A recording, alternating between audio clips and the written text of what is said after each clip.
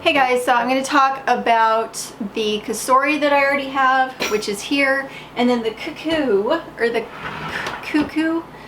I'm not sure how to say it. This one is Korean. Both of them were given to me, and so I'm just trying them out.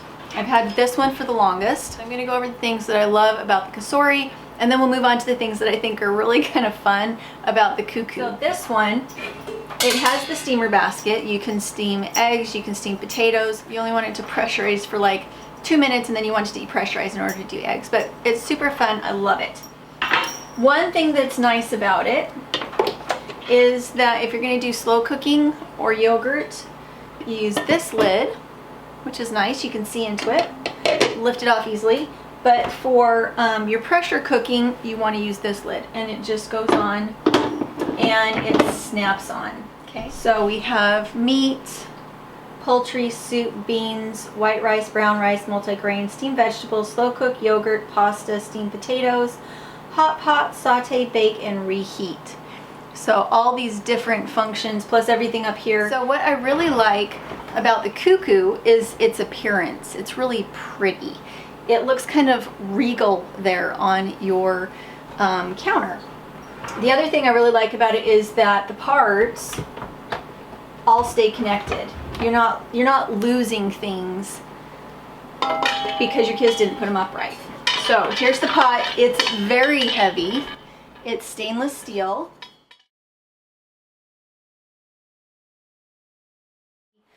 The pot that goes inside this is also stainless steel, but it's much thinner, much lighter. Nothing wrong with that. It's also a little bit bigger. You can fit one more quart in than in this one. This one's smaller. Here's your steamer basket. It takes up much less room in the bottom. This one comes up pretty high. It has tall legs, so you can't fit a lot of food in the top. On this one, the legs are very low, and so you can fit more food in on the top. And this, I think this is the best part. This is genius. This little thing is what keeps the pressure cooking lid clean, because it just snaps on like that. Isn't that awesome? So then we just close it down. It makes me think of something space age. So now we're going to get down to the sci-fi part of this. Closes down all the way. You hear that little pressurizing in the back. There's a little mark here that is the unlock, and this is the lock. So I'm going to turn it to lock. I don't remember if I already had her turned on or not. Hello, this is Cuckoo. Voice guide. Yeah, she's musical. So with this one, when you go to select it, you have presets and menus. Let's see if I can get it to go. Menu. Soup. Set the cooking time with selection button minus or plus. Then press cook button. Set reservation time. And this is why. Meat. There we go. So Vegetables. Set the cooking time with selection button minus or plus. Then press cook button. so she kind of walks. Rice. Set the cooking time with selection button minus or plus. Then porridge. Set the cooking time with selection button minus or plus. Multi-cook. Set the cooking time and heating level with selection button minus or plus, and keep. Function has been canceled. Okay, so that's what she's like. It's easier on the Cosori because the buttons are external. You can see it. It's not a selection process through a digital screen. This one you have much fewer buttons, more digital, and then you have the voice interaction.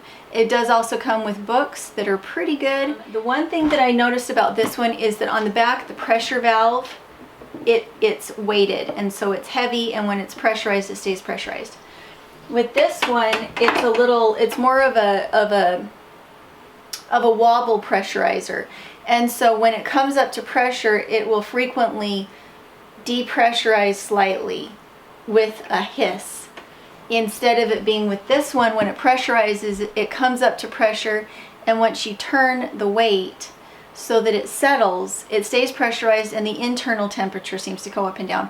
On this, the safety valve is on the outside and it's noisier. I actually like both of them. I've used both of them and they both did a really good job. Make sure that when you're using a multi-cooker, pressure cooker, instant pot type of a thing, you always need to have at least 2 cups of some kind of liquid in it for it to work. And because it's a pressurized tool, you want to make sure that it's not set on the edge of your cupboard. You want to make sure it's pushed back.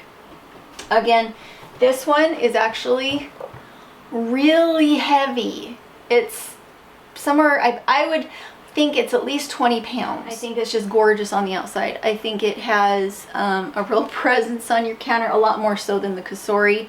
Functionality wise, they're probably both very similar. This one, I feel like it's a little more straightforward because the buttons are on the outside. Sure. I actually don't know if it can cook yogurt or not, because that's the one thing. The Cosori does cook yogurt and it does a really good job with it. Let me check my recipe book really quick. This one actually has a yogurt setting. So if you want to make yogurt on this one, you select slow cooking, level 1, and then you set the cooking time for 6 hours. So I'm going to go ahead and show you how to do that. So that I will have, so I'm going to unlock it, open it up. I'm going to take this out because obviously we don't need it. Now with a pressure cooker, you need a certain amount of headspace for it to work, because I'm not pressure cooking right now, so I can actually fill this up to the top of the line.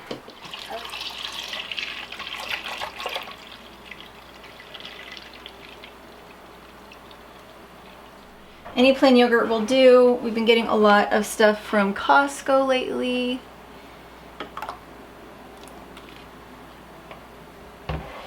And you do want to make sure to mix that in well.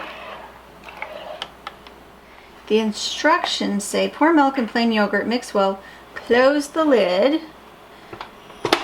can hear that little pressurizing, and I'm going to back. Steam cook. Slow cook. Okay. Okay, so that's level 1, because we want it on level 1, otherwise it'll scald it. So we did 6 hours, level 1, cook. Starting the slow cook. I love this one. It's a workhorse, and the pot is actually bigger, so you can fit more food in it. We're a family of 4. I already feel like with the tiny kitchen, everything always looks run down, so it's kind of nice to have something sleek and pretty like this. It is more expensive. I don't remember how much more expensive, but I think they gave me a code. They usually do, so I can put that in the link in the description below. And I'm actually kind of head over heels on this one, even though it's a pain in the butt and I can't figure out how to use it yet. I just really like it. Sometimes I feel like the reason on this one that they have so many buttons is because they're trying to kind of make it look like it has a million options, and so you can use it for more things.